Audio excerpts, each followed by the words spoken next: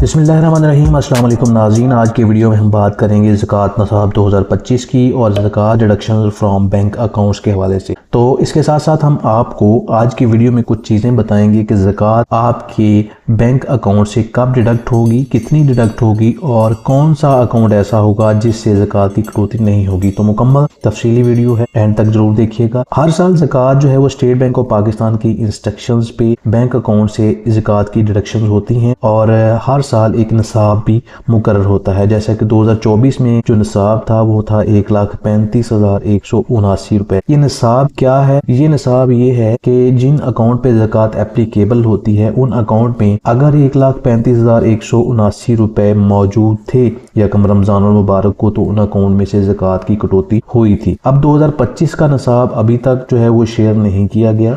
जैसे ही वो government announce करेगी वो इंशाल्लाह हम चैनल पे अपलोड भी कर देंगे। ज़कात की कटौती होती है यकम रमजान मुबारक को और इस दिन जो है वो बैंक बंद होते हैं पब्लिक डीलिंग के लिए, क्योंकि ज़कात कट रही होती है। अगर हम निसाब वो ही देख लेते हैं 1,35,179 रुपए जो कि 2024 में मुकर्रर किया गया था, तो हम एक एग्जाम्पल के साथ मैं आप लोगों को समझा देता हूँ कि अगर आपके अकाउंट में 2 लाख रुपए बैलेंस था तो 2.5% के हिसाब से 5,000 रुपए ज़कात की कटौती आपके अकाउंट से यकम रमजान मुबारक को जो है वो हुई होगी। तो इसी तरह से अब जो नेक्स्ट निसाब आएगा उसको आप कैलकुलेट कर लेंगे कितनी ज़कात की कटौती आपके अकाउंट से होनी है। ज़कात जो है वो एक फर्ज अमल है और वो हमने देनी ही देनी होती है। तो अगर आप के अकाउंट से जो कट जाएगी तो भी जो है एक ठीक अमल है। अगर आप चाहते हैं कि आपके अकाउंट से ना कटे तो उसका भी एक प्रोसीजर दिया गया है और आप खुद देना चाहते हैं तो वो आप खुद दे सकते हैं। तो इसके अलावा मैं आपको ये भी बता देता हूँ कि ज़कात जो है वो किन अकाउंट्स में से डिडक्शन उसकी होती है। वो अकाउंट जिन अकाउंट में से आप प्रॉफिट वसूल कर रहे होते हैं, यानी प्रॉफिट एंड लॉस अकाउंट होते हैं, सेविंग अकाउंट होते हैं, उसमें ज़कात जो है एप्लीकेबल होती है। करंट अकाउंट्स जो हैं वो उन पे ज़कात एप्लीकेबल नहीं है। अगर आपका करंट अकाउंट है तो फिर आपके अकाउंट से कोई ज़कात की कटौती नहीं होगी। फॉरेन करेंसी अकाउंट जो होते हैं उस पे भी ज़कात एप्लीकेबल नहीं होती, उसकी ज़कात की कटौती नहीं होती। नॉन मुस्लिम जो है उनको एक सादा एप्लीकेशन जो है वो देनी होती है कि आप वो नॉन मुस्लिम है तो वो अपनी ज़कात की कटौती नहीं कराना चाहते। बाकी ये है कि अगर आप चाहते हैं कि आपके अकाउंट से ज़कात जो है वो डिडक्ट ना हो,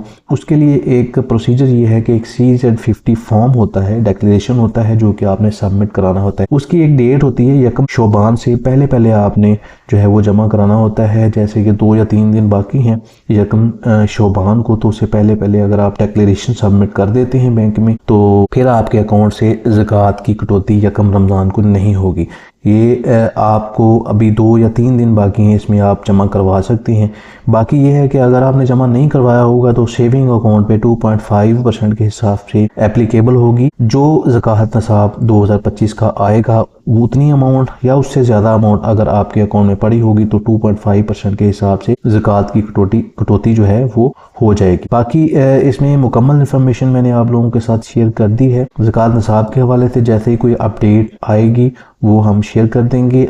CZ50 जब आप सबमिट कराएं तो उसमें एक चीज़ का आपने ध्यान रखना है, ये CZ50 आपको बैंक से भी मिल जाता है या फिर जो स्टाम्प फरोश अक्सर बैठे होते हैं उनके पास एक पूरा डिक्लेरेशन होता है। वही डिक्लेरेशन जो आपको बैंक से मिलेगा वो आपको एक स्टाम्प के ऊपर प्रिंट करके देते हैं। 100 रुपीज़ का स्टाम्प पेपर होता है, उस पर आपने प्रिंट करना हो करवा के और उसको टेस्ट वगैरह करवा के आपने बैंक में सबमिट करना होता है।